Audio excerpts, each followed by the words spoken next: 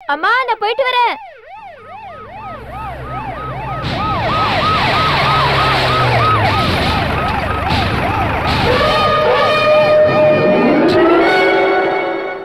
அம்மா போலீஸ்.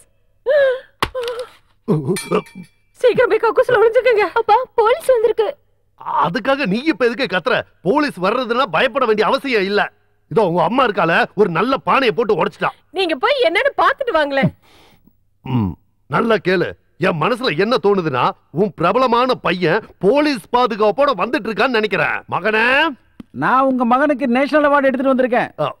விசாலா, நான் சொன்ன மாதிரி நம்ம பையனுக்கு நேஷனல் அவார்டா? எங்கயா ஜீவா? என்னங்க? யோ மரியாதையா அவன் எங்க இருக்கான்னு சொல்லுங்க, இல்ல நான் அனாவசியமா டென்ஷன் ஆயிடுவேன். இங்க இல்லங்க, அவன் சினிமா ஸ்டார் ஆகிறதுக்கு போயிருக்கா. ஸ்டார் ஆக போனவன் ஸ்டாரியை கடத்திட்டு போயிட்டான். அவனுக்கு நேரம் சரியில்லைன்னு நினைக்கிறேன். அப்படியே தசாவதாரம் கமல் மாதிரியே பேசுறீங்க. குடும்பத்தோட எனக்கு ஐஸ் வைக்கலாம்னு பாக்குறீங்களா? யோ போய் உள்ள போய் பாருங்க. கல்லியா சார், என்ன விஷயம் சொல்லிட்டு உள்ள போயிருக்கலாமே சார். சொல்றேன் கேளு, வேணா எழுதி வச்சுக்க. ரேகாங்கிற ஒரு சினிமா நடிகைய உன் புள்ள கடத்திக்கிட்டு போயிட்டாயா?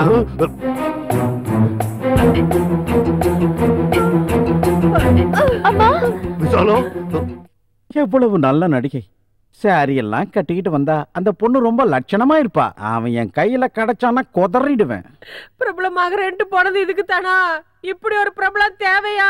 இப்படி ஒரு வழி இருக்கு விசாலம். பேய்கள் எல்லாம் வரும், டிவிலயும் காட்டுவாங்க.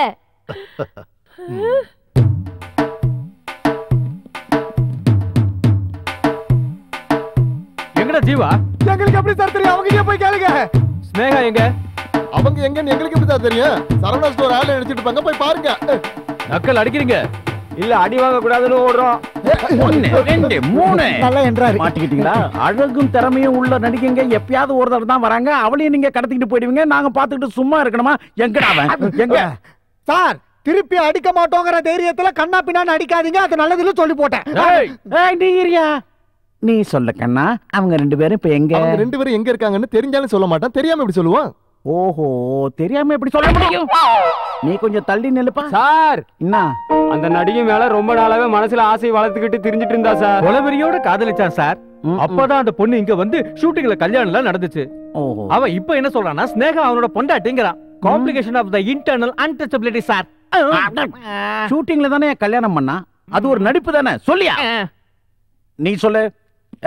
நீயாவது சொல்லியா? சொல்லுங்க. அவங்கிட்ட நீங்களே கேளுங்க சார். கேட்டுறேன்.